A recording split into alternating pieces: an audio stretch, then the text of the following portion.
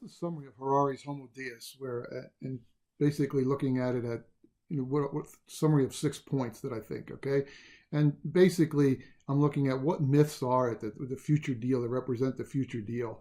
What myths are going to hold up the institutions, and what myths are going to basically form all the artifacts, and basically, I think they're going to be myths that advantage 6 different things. The first thing that I think that myths are going to advantage is the idea of intelligence over consciousness.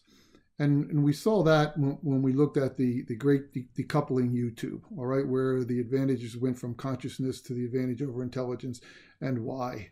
All right, the second myth that I think that he emphasizes, the only advantage is an advantage for algorithms for both facts and values. And we saw that when he talked about the same mathematical laws in the Data Religion YouTube, where he talked about them being the golden cup or the holy grail for us.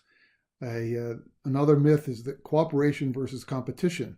This one is kind of buried inside the idea of what makes us different in his idea of myths that we saw in Sapiens Conquers the World.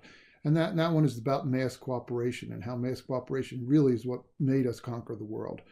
The other myth is that the advantage is relational over hierarchical.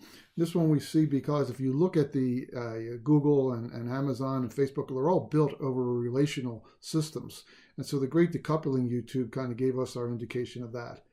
The next myth is what's going to happen, myths that advantage responsibility over superiority. All right, and this one we kind of get a hint of in the section called the Great Decoupling on that YouTube there, where he talks about the hierarchy and monotheism. And then the last one is basically myths that advantage intelligent design over natural selection. And we see this a lot on the Ocean of Consciousness YouTube, where we talk about how we have the brain-computer interface. We have all those things where we are advantaging intelligent design. So the big question he still leaves is upgrade to what? And the idea here is that what we're going to upgrade to is ultimately also going to be determined by how those myths affect our artifacts and our institutions.